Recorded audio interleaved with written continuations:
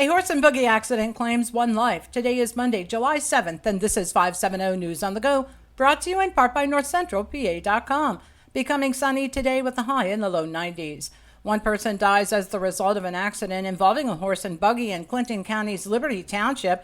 It happened in the area of Sayers Dam Road and Route 150 Saturday evening.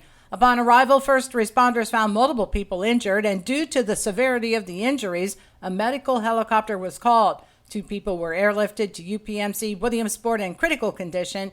Overnight, one of the patients succumbed to their injuries. No further information has been released regarding the others. Online reports from flash and sirens indicate the open buggy was hit from behind, ejecting all the occupants. The horse fled the scene with the buggy still attached and was later safely secured by bystanders near the Bald Eagle State Park. On Friday night, after the July 4th event in downtown Williamsport, police were called to reports of a large crowd of juveniles that had gathered behind the area of Wegmans and Kohl's.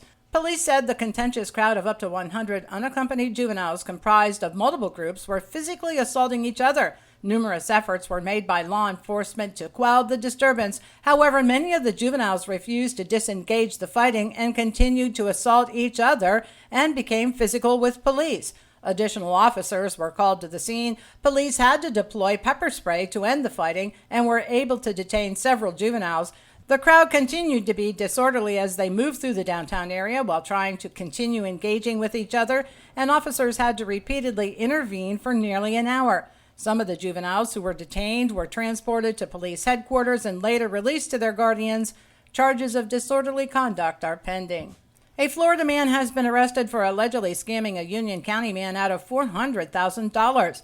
North Central PA reports 26-year-old Damali Wallace convinced the victim that he won a Publishers Clearinghouse lottery. However, the victim was told to send approximately $500 to cover taxes on the winnings. After the money was sent, the victim was repeatedly contacted and told that one thing or another came up and he had to send more money. Eventually, the victim figured out he was scammed, but was duped again by scammers who claimed they could get his money back.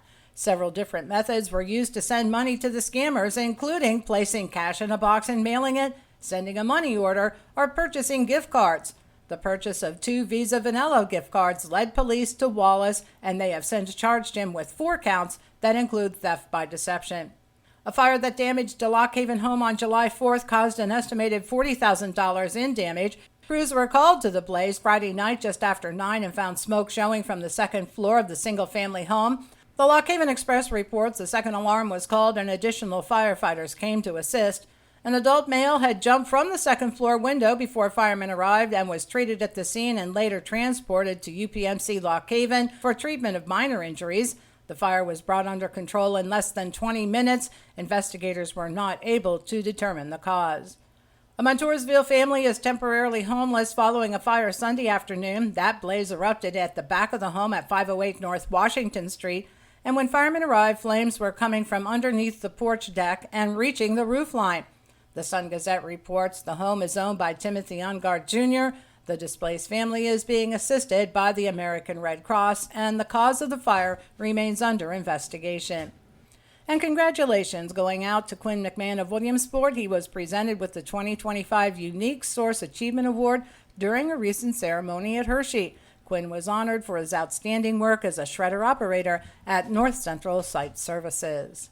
For the latest in news and events, head on over to NorthCentralPA.com. I'm Liz Brady, and you're up to date with 570 News on the Go.